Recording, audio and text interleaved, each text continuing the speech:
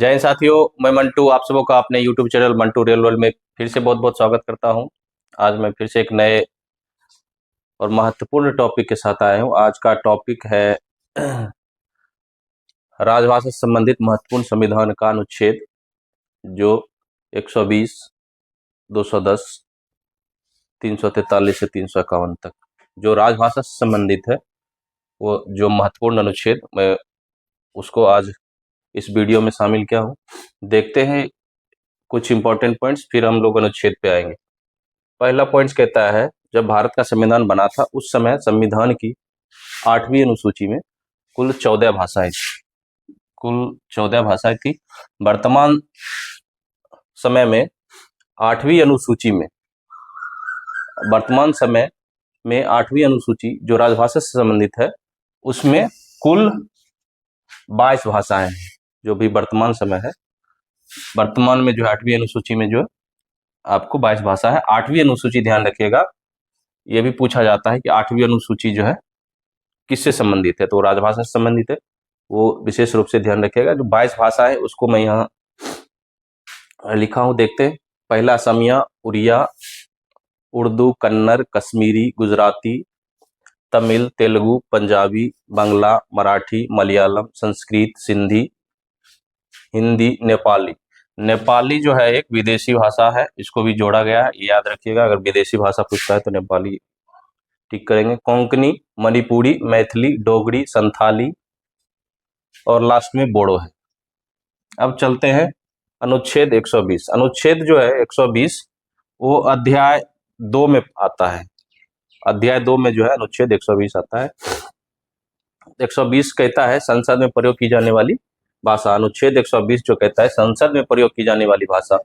अब अनुच्छेद 120 का एक कहता है कि भाग 17 में किसी बात के होते हुए भी किंतु अनुच्छेद 348 के उपबंधों के अधीन रहते हुए संसद में कार्य हिंदी में या अंग्रेजी में किया जाएगा।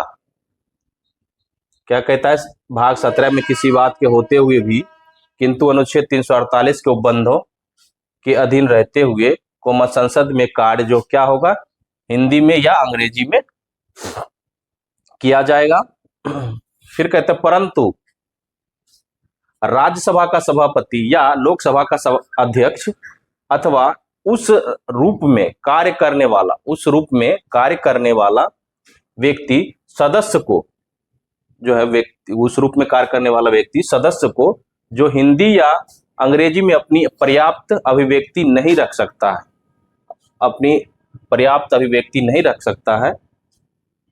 है तो अपनी मातृभाषा में सदन को संबोधित करेंगे। अगर अपनी बात जो है ना तो वो हिंदी में रख सकता है, ना हिंदी अंग्रेजी में रख सकता है।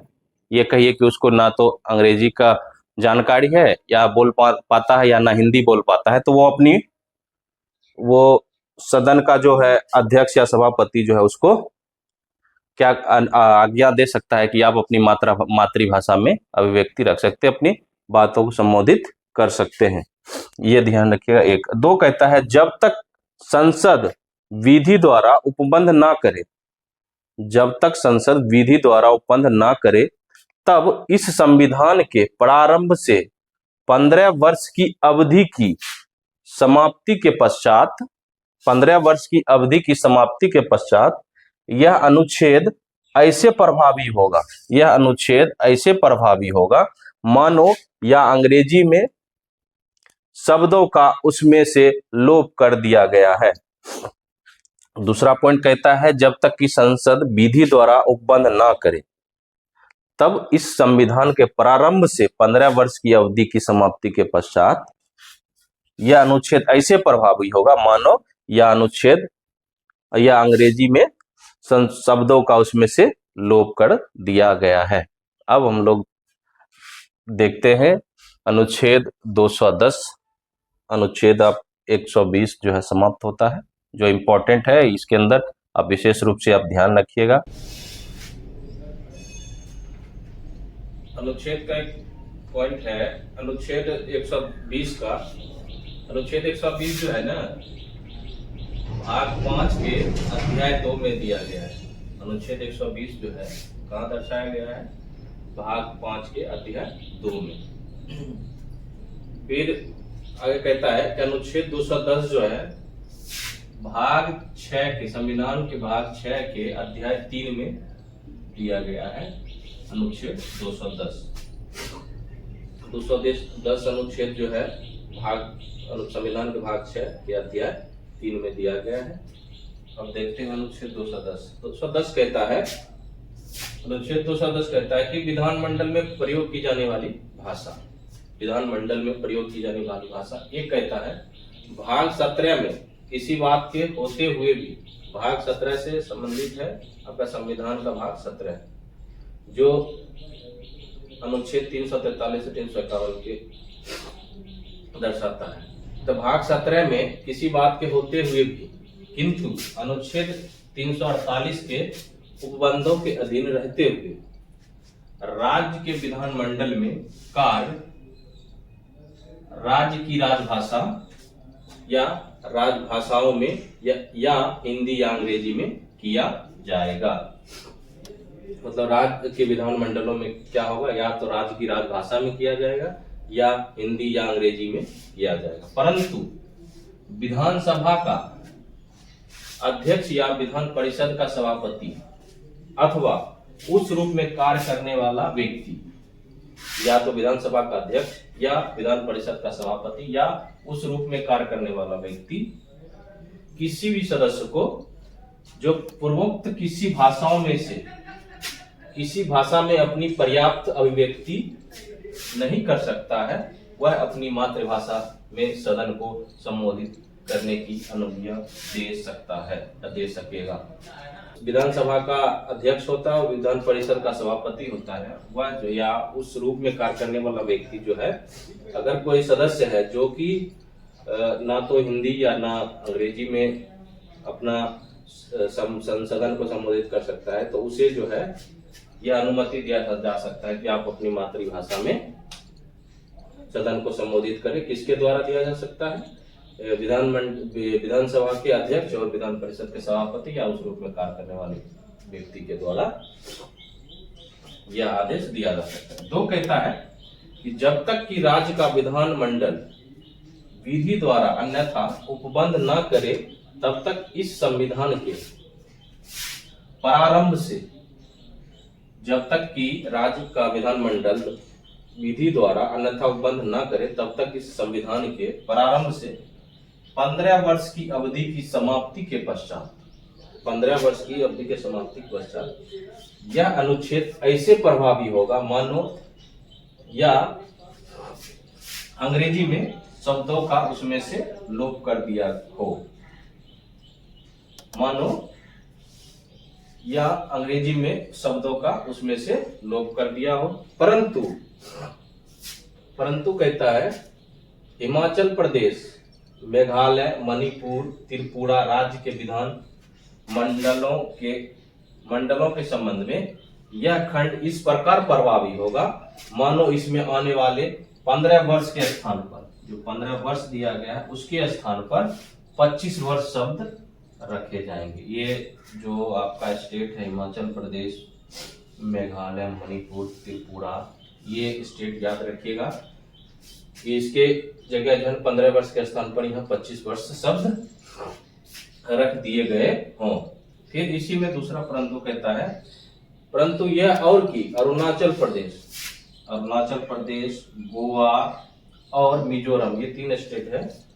कहता है मिजोरम राज्य के विधानमंडलों के संबंध में, उसके विधानमंडलों के संबंध में यह खंड इस प्रकार प्रभावी होगा मानो इसमें आने वाले 15 वर्ष के स्थान पर, आने वाले 15 वर्ष के स्थान पर जो है 15 वर्ष के शब्दों के स्थान पर 40 वर्ष शब्द रख दिए गए हो। ये स्टेट जो है आपका अरुणाचल प्रदेश, गोवा और मिजोरम राज्य के विधानमंडलों के संबंध में कहता है कि आने वाले 15 वर्ष के शब्दों के स्थान पर यहाँ 40 वर्ष शब्द रख दिए गए हो। और हिमाचल प्रदेश, मेघालय, मणिपुर और त्रिपुरा राज्य के विधानमंडलों के संबंध में कहता है कि इस खंड के प्रभावी मानो इसमें 15 वर्ष, आने वाले 15 वर्ष के स्थान पर जो है 25 वर्ष रख दिया गया। ये स्टेट जो है ना चारों याद रखिएगा, हिमाचल प्रदेश, मेघालय, त्रिपुरा और मणिपुर जो है 25 वर्ष के लिए माना जाएगा, और आपका अरुणाचल प्रदेश, गोवा और मिजोरम राज्य के विधानमंडलों द्वारा ये माना जाएगा कि 40 वर्ष शब्द रख दिए गए हो। अब हम लोग चलते हैं भाग 17 में। अब भाग 17 देखते हैं, जो राजभाषा से संबंधित है। इसमें कुल 9 अनुच्छेद है, जो अनुच्छेद 343 से लेकर 351 तक है। भाग 17 में 4 अध्याय है। तो पहला अध्याय 1 कहता है कि संघ की भाषा। संघ की भाषा के अंतर्गत जो है ना 2 अनुच्छेद आता है, 343 और 344। ठीक। अब अध्याय 2 में जो है कहता है प्रादेशिक भाषाएं। प्रादेशिक भाषाएं जो राजभाषाएं जो होती है, जो हर एक राज्य की राजभाषाएं, उससे संबंधित है। इसमें जो है कहता है अनुच्छेद 3 है इसमें, जिसमें कि 345, 346 और 347। अब अगला अध्याय 3 है। अध्याय 3 कहता है उच्चतम न्यायालय, उच्च न्यायालय आदि की भाषा, जिसमें कि 2 अनुच्छेद है, 348 और 349। और आखिरी अध्याय 4 है। अध्याय 4 में कहता है विशेष निर्देश। विशेष निर्देश इसमें अनुच्छेद 2 है, 350 और 351, लेकिन 350 का क और ख भी है इसमें। ठीक है, इसमें 2 अनुच्छेद है, 350 और 351, अध्याय 4 में विशेष निर्देश में। अब अनुच्छेद 343 देखते हैं। 343 का 1 कहता है संघ की राजभाषा हिंदी और लिपि देवनागरी होगी। ठीक, संघ की राजभाषा हिंदी और लिपि देवनागरी होगी। और संघ के शासकीय प्रयोजनों के लिए, संघ के शासकीय प्रयोजनों के लिए प्रयोग होने वाले अंकों का रूप जो होगा भारतीय अंकों का अंतरराष्ट्रीय रूप होगा। ये क्वेश्चन पूछा जा चुका है। ये सब इंस्पेक्टर जो है 72 रूल में जो है SI 2024 में जो है इससे ही संबंधित पूछा गया है। तो ये विशेष रूप से ध्यान रखिएगा, इसके अंदर से क्वेश्चन पूछा जाता है, तो कंफ्यूज मत होइएगा। अनुच्छेद 343 का 1 हो गया। अब 343 का 2 कहता है कि किसी बात के होते हुए भी इस संविधान के प्रारंभ से 15 वर्ष की अवधि तक संघ के उन सभी शासकीय प्रयोजनों के लिए अंग्रेजी भाषा का प्रयोग किया जाता रहेगा। कितने वर्षों के लिए? 15 वर्षों के लिए जो है आपका अंग्रेजी भाषा का जो है ना प्रयोग किया जाता रहेगा, जिनके लिए उसका ऐसे प्रारंभ से ठीक पहले प्रयोग किया जा रहा था। जिनके लिए उसका ऐसे प्रारंभ से ठीक पहले प्रयोग किया जा रहा था। परंतु इसी में कहता है परंतु राष्ट्रपति उक्त अवधि के दौरान आदेश द्वारा संघ के शासकीय प्रयोजनों में से किसी के लिए अंग्रेजी भाषा के अतिरिक्त हिंदी भाषा का और भारतीय अंकों के अंतरराष्ट्रीय रूप के अतिरिक्त देवनागरी रूप का प्रयोग प्राधिकृत कर सकेगा। ये 2 कहता है कि किसी बात के होते हुए भी इस संविधान के प्रारंभ से 15 वर्ष की अवधि तक संघ के उन सभी शासकीय प्रयोजनों के लिए अंग्रेजी भाषा का प्रयोग किया जाता रहेगा, जिनके लिए उसका ऐसे प्रारंभ से ठीक पहले प्रयोग किया जा रहा था। ठीक, परंतु राष्ट्रपति उक्त अवधि के दौरान आदेश द्वारा संघ के शासकीय प्रयोजनों में से किसी के लिए अंग्रेजी भाषा के अतिरिक्त हिंदी भाषा का और भारतीय अंकों के अंतरराष्ट्रीय रूप के अतिरिक्त देवनागरी रूप का प्रयोग प्राधिकृत कर सकेगा। ये आपका 2 कहता है 343 का। अब 343 के 3 देखते हैं। 343 के 3 कहता है इस अनुच्छेद में किसी बात के होते हुए भी संसद उक्त 15 वर्ष की अवधि के पश्चात विधि द्वारा, संसद जो है उक्त 15 वर्ष की अवधि के पश्चात विधि द्वारा क्या कहता है अंग्रेजी भाषा का या क्या कहता है अंकों के देवनागरी रूप का ऐसे प्रयोजनों के लिए प्रयोग उपबंधित कर सकेगी जो ऐसी विधि में विनिर्दिष्ट किए जाए। ये 3 हो गया। अब अनुच्छेद 343 समाप्त होता है। अब अनुच्छेद 344 को देखते हैं।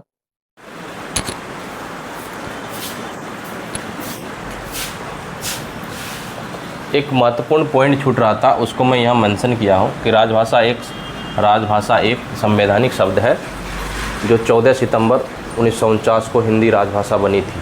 जब राजभाषा हिंदी को बनाया गया था वो डेट जो है ना 14 सितंबर 1949 को बनाया था। ये इंपॉर्टेंट डेट है, ये भी आप ध्यान रखिएगा कि हिंदी जो है ना राजभाषा कब बनी, तो 14 सितंबर 1949 को।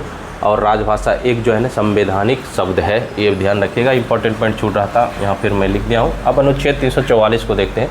344 कहता है राजभाषा के संबंध में आयोग और संसद की समिति का, इसमें जो है गठन के बारे में है। आयोग का गठन, संसद की समिति का गठन, कर्तव्य क्या होगा, ये सब दिया गया है आपको 344 में।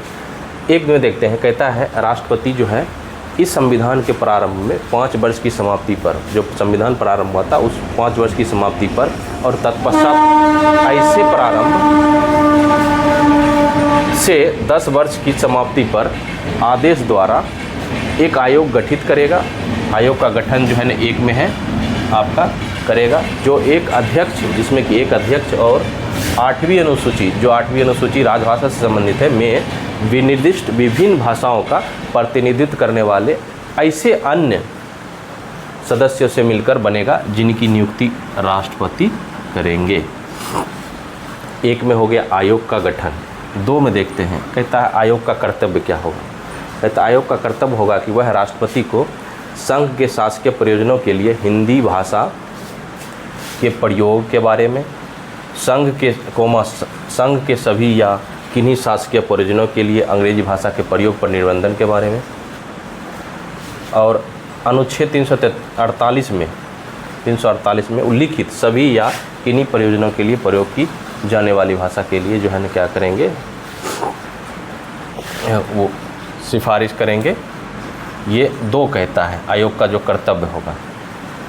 3 कहता है कि खंड 2 के अधीन अपनी सिफारिशों करने में आयोग भारत की औद्योगिक, सांस्कृतिक और वैज्ञानिक उन्नति का और लोक सेवाओं के संबंध में अहिंदी भाषी क्षेत्र, जो अहिंदी भाषी क्षेत्र आता है जहाँ की हिंदी नहीं बोला जाता है, के व्यक्तियों के न्याय संगत दावों और हितों के सम्यक ध्यान रखेंगे। जहाँ अहिंदी भाषी क्षेत्र जो आता है उसके वहाँ के व्यक्तियों का जो है ना क्या रखेगा, सम्यक ध्यान रखेगा। ये 3 कहता है। 4 में है समिति का गठन। 4 कहता है समिति का गठन। देखते हैं, कहते एक समिति गठित की जाएगी जो 30 सदस्य से मिलकर बनेगी, जिसमें से 20 सदस्य जो है ना लोकसभा के सदस्य होंगे और 10 जो है राज्यसभा के सदस्य होंगे, जो क्रमशः लोकसभा और राज्यसभा के सदस्यों द्वारा अनुपातिक प्रतिनिधित्व पद्धति के अनुसार एकल संक्रमणीय मत द्वारा निर्वाचित होंगे। ये जो 30 सदस्य हैं। 5 है समिति का वह कर्तव्य होगा कि वह खंड 1 है के अधीन गठित आयोग की सिफारिशों की परीक्षा करें। वो समिति का कर्तव्य होगा करें और राष्ट्रपति को उन पर अपनी राय के बारे में प्रतिवेदन दें। ये इम्पॉर्टेंट लाइन है। आयोग की सिफारिशों की परीक्षा कौन करेगा, तो वो होगा समिति। जो आपका ये एक समिति जो है, संसद की समिति आयोग की जो है ना क्या करेगा, आयोग की सिफारिशों की परीक्षा कौन करेगा, संसद की समिति करेगा। आप ध्यान रखिएगा, इसमें ये लाइन इम्पॉर्टेंट है, इसको इसीलिए यहाँ मैं लाइन खींच दिया हूँ। 6 कहता है अनुच्छेद 343 में किसी बात के होते हुए भी राष्ट्रपति खंड 5 में निर्दिष्ट प्रतिवेदन पर विचार करने के पश्चात, विचार करने के पश्चात उस संपूर्ण प्रतिवेदन के या उसके किसी भाग के अनुसार, संपूर्ण प्रतिवेदन या कोई भाग, किसी भाग के अनुसार निर्देश दे सकेगा। कौन दे सकेगा निर्देश? तो राष्ट्रपति जी दे सकेंगे। तो अब अनुच्छेद 344 भी समाप्त होता है। अब भाग 17 का अध्याय 2 देखते हैं। अध्याय 2 कहता है प्रादेशिक भाषाएं। अध्याय 2 के अनुच्छेद 345 में देखते हैं, कहता है राज्य की राजभाषा या राजभाषाएं। कहता है अनुच्छेद 346 और अनुच्छेद 347 के उपबंधों के अधीन रहते हुए किसी राज्य का विधानमंडल विधि द्वारा उस राज्य में प्रयोग होने वाली भाषाओं में से किसी एक या अधिक, विधानमंडल विधि द्वारा उस राज्य में प्रयोग होने वाले भाषाओं में से किसी एक या अधिक भाषाओं में से किसी एक या अधिक भाषाओं को या हिंदी को उस राज्य के सभी या किन्हीं शासकीय प्रयोजनों के लिए प्रयोग की जाने वाली भाषा या भाषाओं के रूप में अंगीकार कर सकेगा। परंतु जब राज्य विधानमंडल विधि द्वारा अन्यथा उपबंध न करे तब तक राज्य के भीतर उन शासकीय प्रयोजनों के लिए अंग्रेजी भाषा का प्रयोग किया जाता रहेगा जिनके लिए उसका इस संविधान के प्रारंभ से ठीक पहले प्रयोग किया जा रहा था।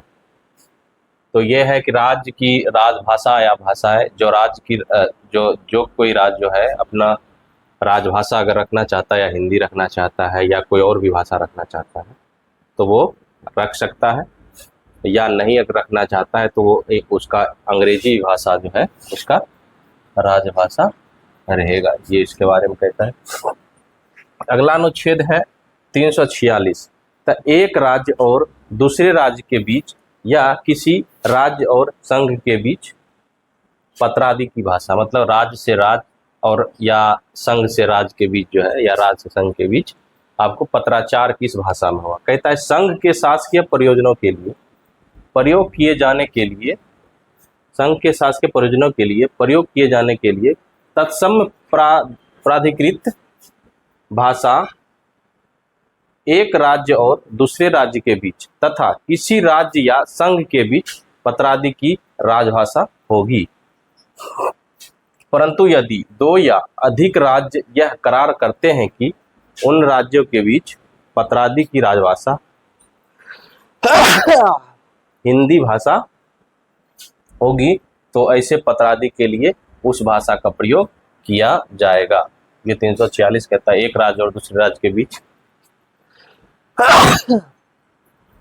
एक राज्य और दूसरे राज्य के बीच या किसी राज्य और संघ के बीच जो है पत्राचार की भाषा क्या होगा उसके बारे में। अब अनुच्छेद 347 देखते हैं।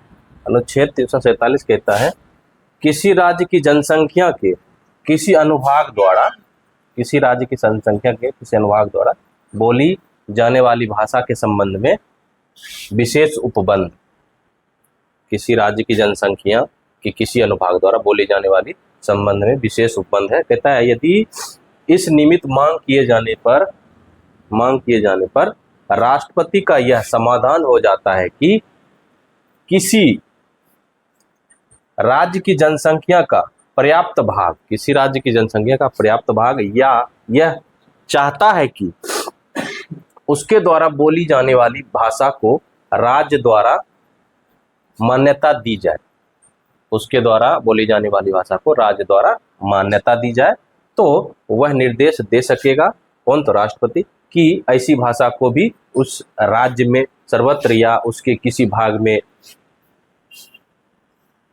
में ऐसे प्रयोजन के लिए जो वह निर्दिष्ट करे शासकीय मान्यता दी जाएगी। उस भाषा को भी शासकीय मान्यता दी जाएगी। अब अध्याय 2 समाप्त होता है। अब भाग 17 का जो है अध्याय 3 हम लोग देखेंगे। अब भाग 17 का अध्याय 3 देखते हैं। अध्याय 3 में 2 अनुच्छेद है। अनुच्छेद 348 और अनुच्छेद 349। अध्याय 3 कहता है उच्चतम न्यायालय उच्च न्यायालय आदि की भाषा क्या होगी। तब अनुच्छेद 348 देखते हैं। अनुच्छेद 348 कहता है उच्चतम न्यायालय और उच्च न्यायालयों में और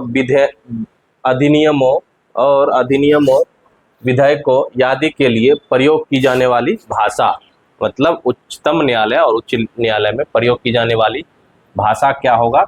जो इसमें विधायक है, अधिनियम है, आदि भी है, उसके लिए क्या कौन सा भाषा होगा उसके बारे में कहता है। ये क्या कहता है कि उच्चतम न्यायालय और प्रत्येक उच्च न्यायालयों में सभी कार्रवाइयाँ अंग्रेजी भाषा में होंगी। ये आप इसको इम्पोर्टेंट लाइन है, जो इसमें लाइन है ना वो भी बहुत इम्पोर्टेंट है, काय की अंदर से पूछा ही जाता है और आप ये याद ही रखेंगे तो बहुत बेहतर होगा।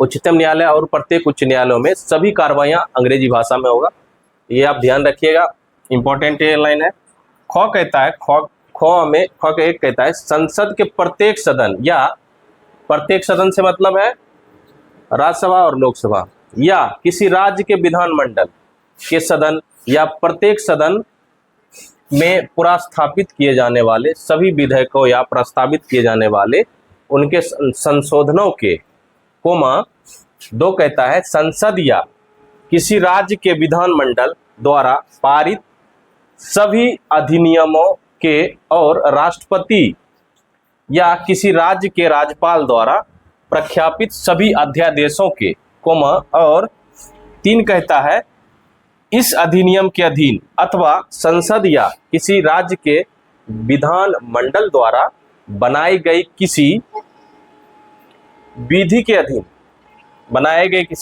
अधीन निकाले गए या बनाए गए सभी आदेशों, चाहे निकाला गया हो या बनाया गया सभी आदेशों, नियमों, विनियमों और उपविधियों के प्राधिकृत पाठ अंग्रेजी भाषा में होंगे। प्राधिकृत पाठ क्या होंगे? अंग्रेजी भाषा में होंगे, जैसे आदेश, नियम, विनियम और उपविधियां, ये प्राधिकृत पाठ अंग्रेजी भाषा में होगा, आप ये ध्यान रखिएगा। अब अनुच्छेद 349 देखते हैं। 349 कहता है भाषा से संबंधित कुछ विधियां अधिनियमित करने के लिए विशेष प्रक्रिया। भाषा से संबंधित कुछ विधियां अधिनियमित करने के लिए विशेष प्रक्रिया कहता है इस संविधान के प्रारंभ से 15 वर्ष की अवधि के दौरान, संविधान के प्रारंभ से 15 वर्ष की अवधि के दौरान अनुच्छेद 348 के खंड 1 जो है में उल्लेखित किसी प्रयोजन के लिए प्रयोग की जाने वाली भाषा,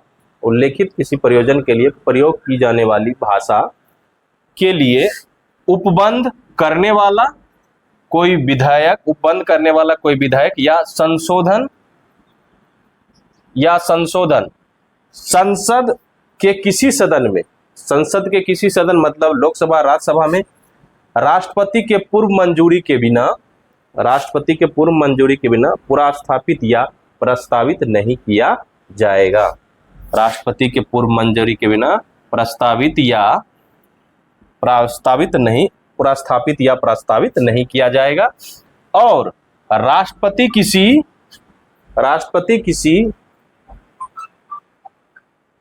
ऐसी विधेयक को पुनर्स्थापित या किसी ऐसे संशोधन को प्रस्तावित किए जाने की मंजूरी अनुच्छेद 344 कहता है। और राष्ट्रपति किसी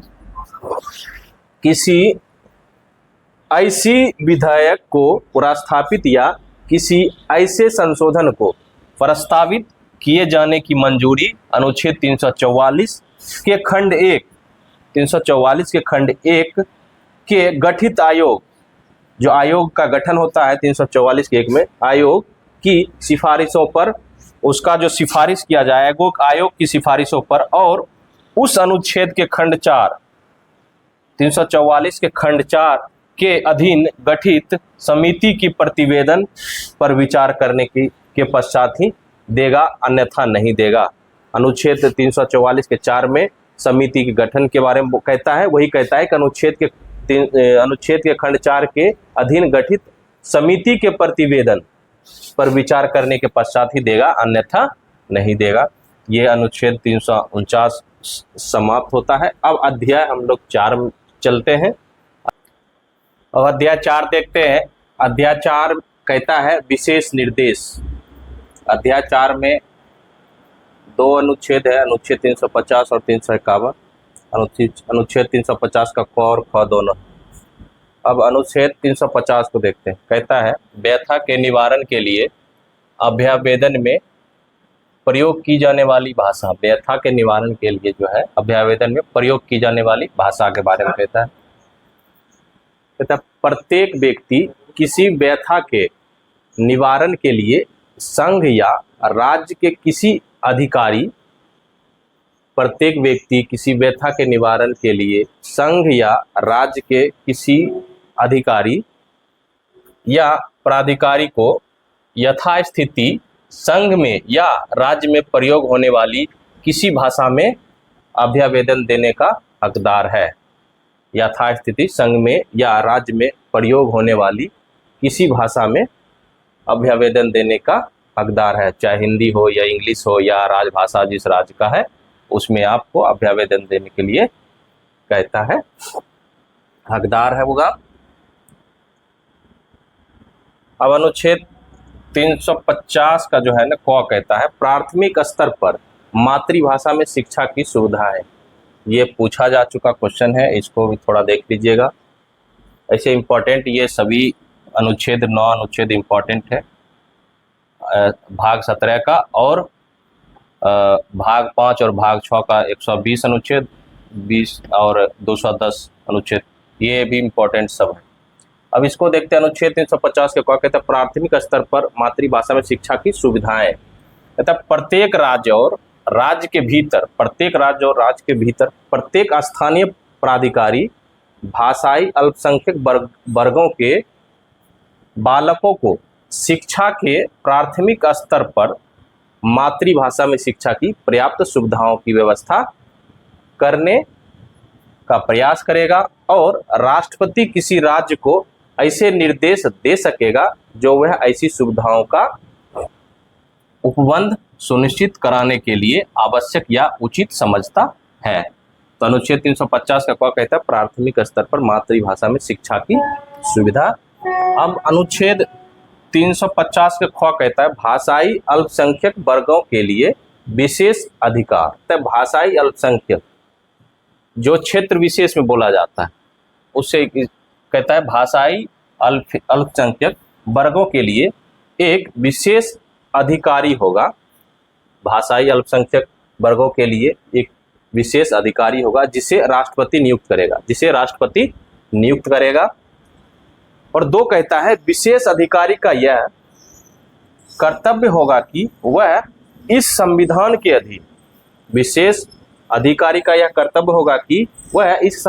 अधीन भाषाई अल्पसंख्यक वर्गों के लिए उपबंधित रक्षापायों से संबंधित सभी विषयों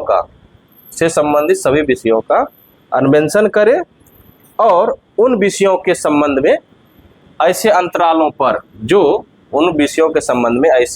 पर जो राष्ट्रपति निर्दिष्ट करे, राष्ट्रपति को प्रतिवेदन दे और राष्ट्रपति ऐसे सभी प्रतिवेदन को संसद के प्रत्येक सदन लोकसभा हो राज्यसभा के समक्ष रखवाएगा और संबंधित राज्यों की सरकारों को भिजवाएगा। ये आपका अनुच्छेद 350 का ख कहता है भाषाई अल्पसंख्यक वर्गों के लिए विशेष अधिकार। ये अब देखते हैं इसकी अधिकारी की नियुक्ति राष्ट्रपति करता है, ये भी आप ध्यान रखिएगा। अनुच्छेद 351 ये पूछा जा चुका क्वेश्चन है, आप ये वेरी इंपॉर्टेंट है, फिर भी आप पूछा जा चुका है लेकिन ये इंपॉर्टेंट ही है, आपको याद रखना अनिवार्य ही है। अनुच्छेद 351 कहता है हिंदी भाषा के विकास के लिए निर्देश। देखते हैं, कहता है संघ का यह कर्तव्य होगा, संघ मतलब केंद्र सरकार का यह कर्तव्य होगा कि वह हिंदी भाषा का प्रसार बढ़ाए, उसका विकास करे, जिससे वह भारत के सामाजिक, भारत के सामाजिक सांस्कृतिक के सभी तत्वों की अभिव्यक्ति का, सामाजिक सांस्कृतिक के सभी तत्वों की अभिव्यक्ति का माध्यम बन सके और उसकी प्रकृति में हस्तक्षेप किए बिना, और कहता है कि उसकी प्रकृति में हस्तक्षेप किए बिना, छेड़छाड़ किए बिना हिंदुस्तानी या और 8वीं अनुसूची जो राज्य भाषा से संबंधित है, 8वीं अनुसूची में विनिर्दिष्ट भारत की अन्य भाषाओं में, विनिर्दिष्ट भारत की अन्य भाषाओं में प्रयुक्त रूप, शैली और पदों को आत्मसात करते हुए, पदों को आत्मसात करते हुए, और जहां आवश्यक या वांछनीय हो, जहां आवश्यक या वांछनीय हो वहां उसके शब्द जो है, शब्द भंडार, जहां आवश्यक या वांछनीय हो वहां शब्द भंडार के लिए मुख्यतः जो है कहां से लिया जाएगा, मुख्यतः संस्कृत और गोणता या अन्य भाषाओं के से शब्द ग्रहण करते हुए उसकी समृद्धि सुनिश्चित करें। वही कहता है जहां आवश्यक या वांछनीय हो वहां उसके शब्द भंडार के लिए मुख्यतः संस्कृत और गोणता अन्य भाषाओं से शब्द ग्रहण करते हुए उसकी समृद्धि सुनिश्चित करें। ये राजभाषा से संबंधित महत्वपूर्ण संविधान का अनुच्छेद 120, अनुच्छेद 210 और 343 से 351 तक समाप्त हुआ। अगर इस वीडियो में किसी भी प्रकार का कोई त्रुटि हो तो आप कमेंट के माध्यम से बता सकते हैं। और आप लोग के लिए खुशखबरी भी है कि आप लोग का जो है आप डेट अनाउंसमेंट हो गया है, शायद वो सभी जोनों को और आरपीएफ के सभी बटालियनों को ये जो है लेटर सर्कुलेट कर दिया गया है कि 5 जून जो है 2024 से वो अपने रेलों में लेटर सर्कुलेट करेगा, या फॉर्म अप्लाई का जो है डेट शायद उसी दिन से आ जाए। और मोटा मोटी आप लोगों के पास ये मान के चलिए कि 50 दिन ही है। अब 50 दिन आपके पास समय है। अब 50 दिन में आप जितना मेहनत कर सकते हैं मेहनत कीजिए। और हम आपको अब फिर से आप लोगों को अग्रिम बधाई देते हैं। ड्यूटी के अलावा अपना पढ़ाई पे विशेष रूप से ध्यान दें। और अगर वीडियो हमारी पसंद आ रही है तो आप लाइक करें, सब्सक्राइब करें, शेयर करें। फिर मिलते हैं अगली वीडियो में। तब तक के लिए जय हिंद।